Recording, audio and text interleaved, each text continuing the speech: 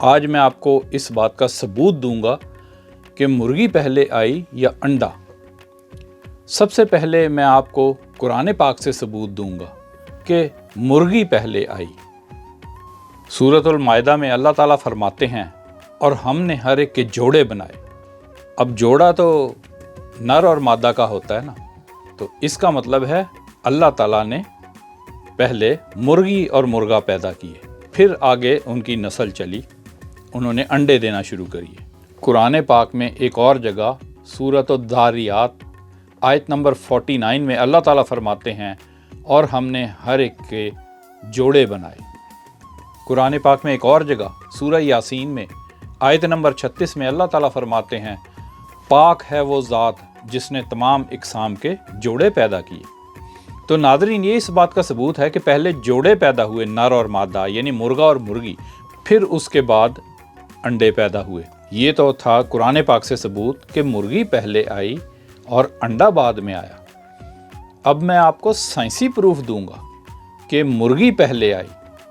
سائنسی تحقیق کے مطابق مرغی کے اندر ایک پروٹین پائی جاتی ہے جس کا نام ہے OC17۔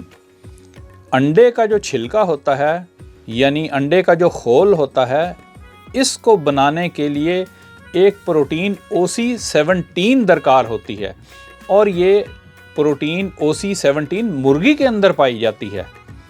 یعنی انڈا اگر بنانا ہو تو اس کے لیے OC17 درکار ہے جو کہ مرغی کے اندر ہوتی ہے، لہذا پہلے مرغی پیدا ہوگی اور پھر اس کے اندر جو OC17 ہوتا ہے اس کی مدد سے انڈے کا خول بنے گا۔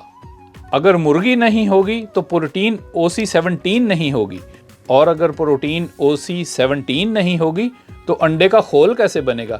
لہذا یہ سائنسی پروف ہے کہ انڈے سے پہلے مرغی چاہیے۔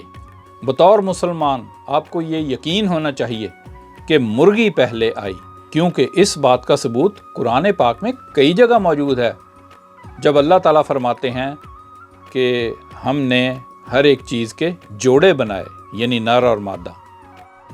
میں ہوں امریکہ سے احمد فراز راؤ۔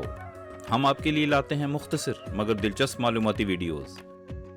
ناظرین، اگر آپ ہماری آنے والی ویڈیو سے باخبر رہنا چاہتے ہیں تو نیچے سبسکرائب بٹن پر کلک کر دیں، اور اگر آپ کو ہماری ویڈیو اچھی لگے تو لائک بٹن پر بھی کلک کر دیں اور اسے دوسروں کے ساتھ بھی شیئر کریں۔ شکریہ۔